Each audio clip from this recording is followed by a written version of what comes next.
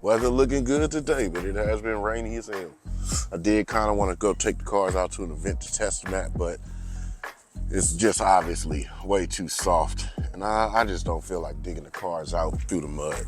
Kept these two up front, worked on them, got all the little aero bits done on them. Added stuff to my car too as well, because, you know, Jalen got his little style going. He got his splitters, he got his canards, he got his side spats, and he got his rear vortex generators now. Car looking pretty damn good, if I must be honest. I was working on this and I put the boost controller back in, still over boosting like crazy, but without the ramp up, it doesn't overboost, so I'm just gonna leave it how it is. I really have to figure that out, dig into it to figure out what the hell's going on. If anything, maybe it's the wastegate just not being as efficient anymore. It is 50 million years old, so that might have to be changed out to something different. I don't know, but man, it feels good as hell when that thing comes on boost hard. I've been driving these Supras and I haven't put up the videos. I got two like 30 or 40-minute videos edited.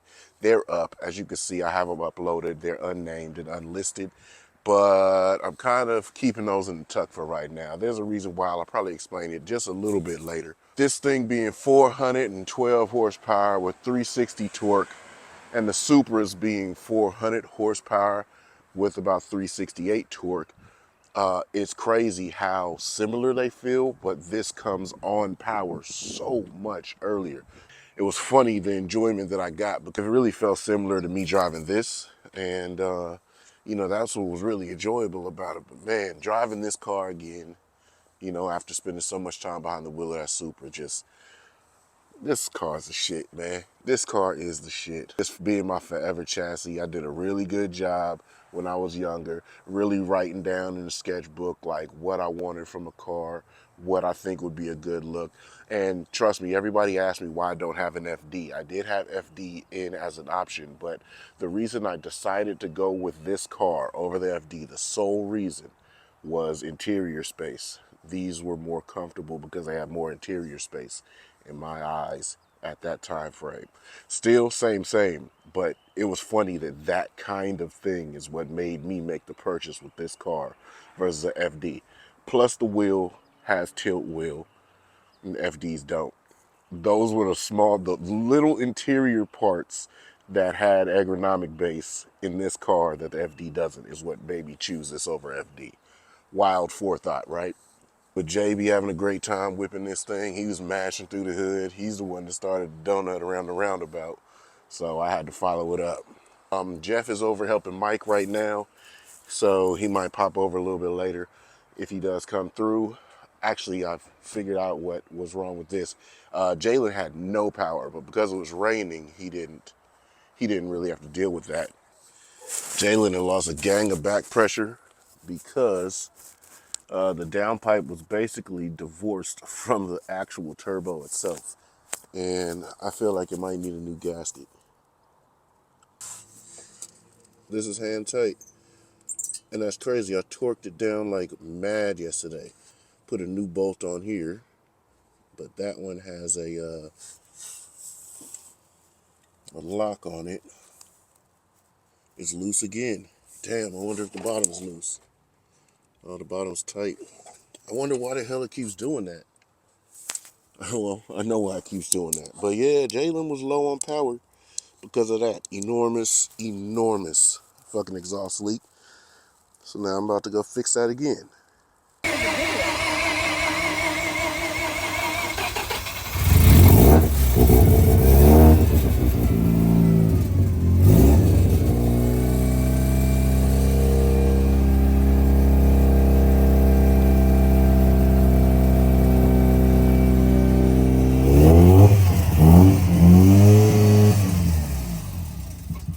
Sorry.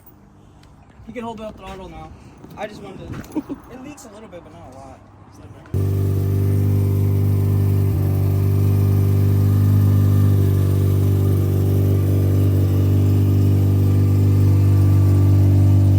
Damn, that thing's surviving?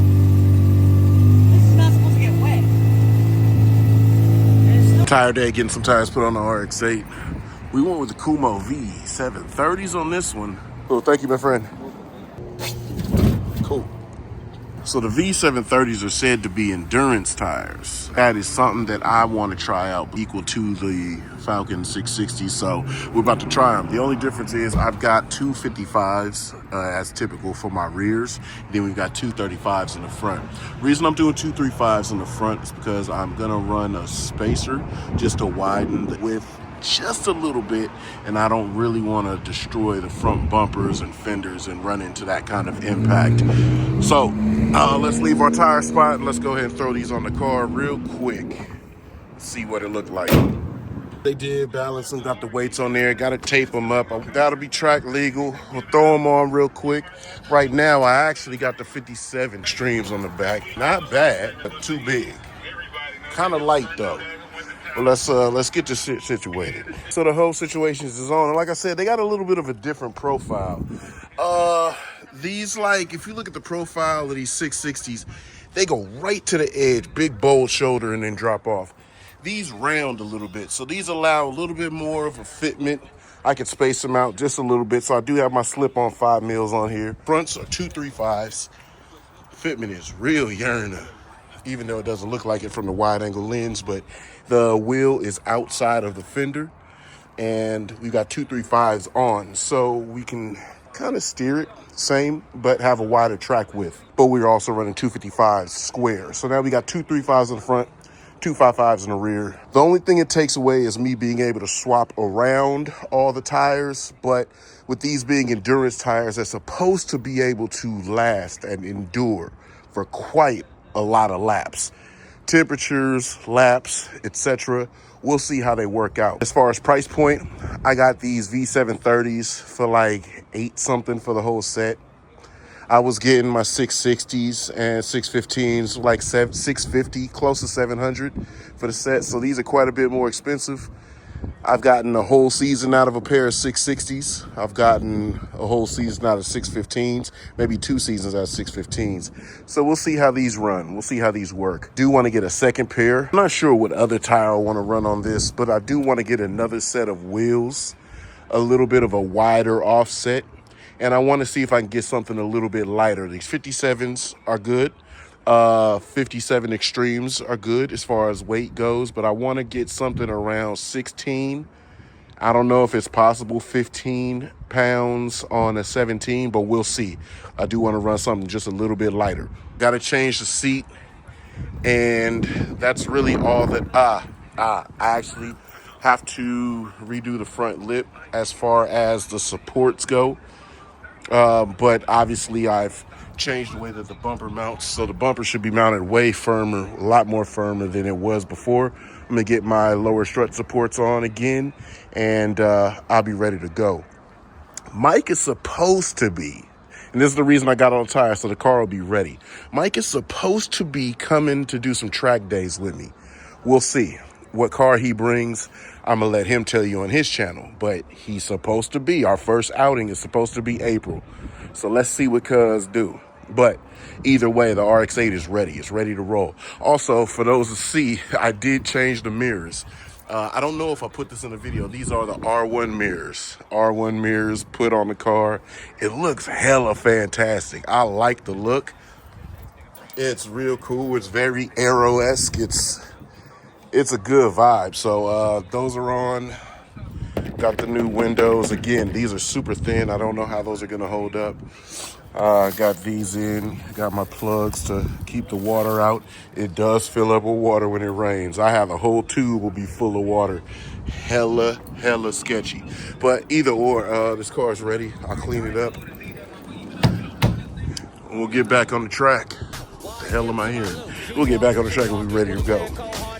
Going retarded as up, nigga. Thinking about going against the West. Challenges out there we accept.